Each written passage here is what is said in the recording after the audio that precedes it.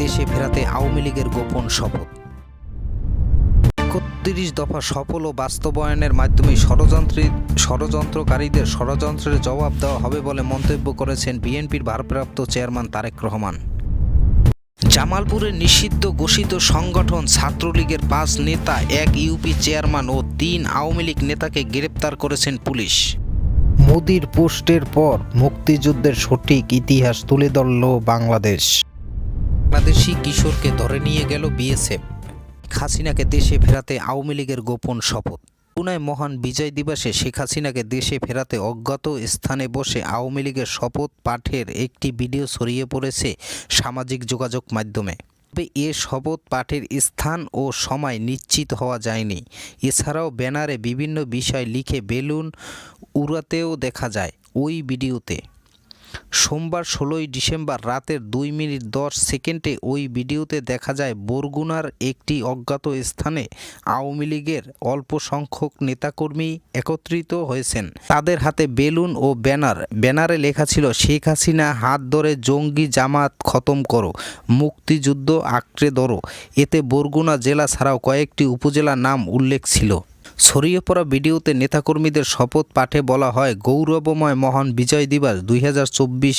চারদিকে তাকিয়ে দেখে বঙ্গবন্ধু সোনার বাংলাদেশকে দুর্মূল্যের জিন্দাবাদ কলঙ্কে পরিণত করার ষড়যন্ত্র চলছে। গণতান্ত্রিক ব্যবস্থাকে ছারখার করে মাননীয় প্রধানমন্ত্রী শেখ হাসিনাকে দেশ ত্যাগে বাধ্য করা হয়েছে। এই নৈরাজ্যকর পরিস্থিতিতে আমরা মহান সৃষ্টিকর্তার নামে শপথ করছি, সে জঙ্গি জামায়াত, বিএনপি, অগ্নি সন্ত্রাস, পুলিশ, জনতা, খুন, লুটপাট, অবৈধ দখল, নিষ্ঠুর হামলা, গায়েবী হামলার সমুচিত জবাব দেব।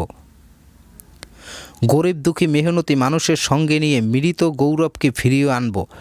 জাগ্রত বিবেকবান দেশ প্রেমিক ঐক্য গড়ে প্রধানমন্ত্রী শেখ হাসিনার স্বদেশ প্রত্যাবর্তন সফল ও নির্বিঘ্ন করার লক্ষ্যে সকল কর্মকাণ্ড পরিচালনা করব। প্রয়োজনে নেত্রীর নির্দেশে গণতন্ত্রের যোদ্ধা হিসেবে নিজের জীবনকে উৎসর্গ করব।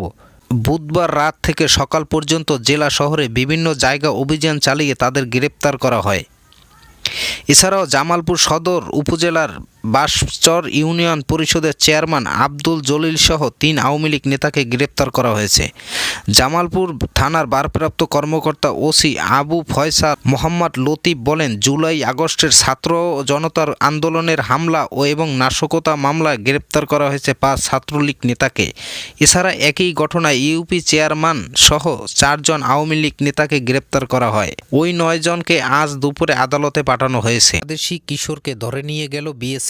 ১৮ই ডিসেম্বর বিকেলে পঞ্চগড় সদর উপজেলার আমারখানা ইউনিয়নের সেনপাড়া সীমান্তে মেইন পিলার ৭৪৬ এলাকা থেকে তাকে ধরে নিয়ে যায় বিএসএফের ৪৬ ব্যাটালিয়নের গোয়ালবাড়ি ক্যাম্পের সদস্যরা। জানা গেছে, ওয়াসিমের বাড়ি সদর উপজেলার আম্বারখানা ইউনিয়নের সেনপাড়া এলাকায়।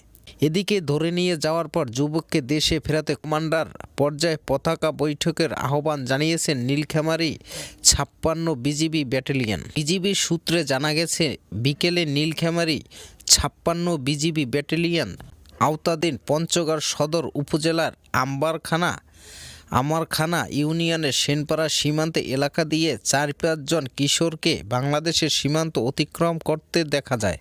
অবৈধ উপায়ে অনুপ্রবেশের চেষ্টা করে। এমন সময় ভারতীয় সীমান্তরক্ষী বাহিনী বিএসএফের ৪৬ ব্যাটালিয়ন গোয়ালবাড়ি ক্যাম্পের সদস্যরা তাদের ধাওয়া করে। সবাই পালিয়ে গেলেও বিএসএফের হাতে ধরা পড়ে ওয়াসিম। পরে তাকে গোয়ালবাড়ি ক্যাম্পে নিয়ে যান বিএসএফ সদস্যরা। বাংলাদেশি কিশোরকে ধরে নিয়ে যাওয়ার বিষয়টি নিশ্চিত করেন নীলফামারী ৫৬ বিজিবি ব্যাটালিয়নের টেকাপাড়া ক্যাম্পের কমান্ডার নায়েব সুবেদার শফিকুল ইসলাম। সিলেটে স্বামী স্ত্রীর রহস্যজনক মৃত্যু। সিলেটে ২ ঘন্টার ব্যবধানে স্বামী স্ত্রীর রহস্যজনক মৃত্যুর খবর পাওয়া গেছে। স্থানীয়রা এ ঘটনাকে আত্মহত্যা বলেও পুলিশ বলেছেন অন্য কথা।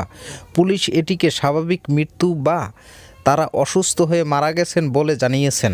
স্থানীয়রা জানান, এদিন সকাল ৯টায় রওজানা বেগম বিষপান করে মারা যান। পরে সকাল ১১টায় স্বামী রুবেল মিয়া বাসায় গিয়ে স্ত্রীর মৃত্যু দেখে নিজেও বিষপান করে অসুস্থ হন। তাদেরকে উদ্ধার করে ওসমানী মেডিকেল কলেজ হাসপাতালে নিলে চিকিৎসক মৃত্যু ঘোষণা করেন।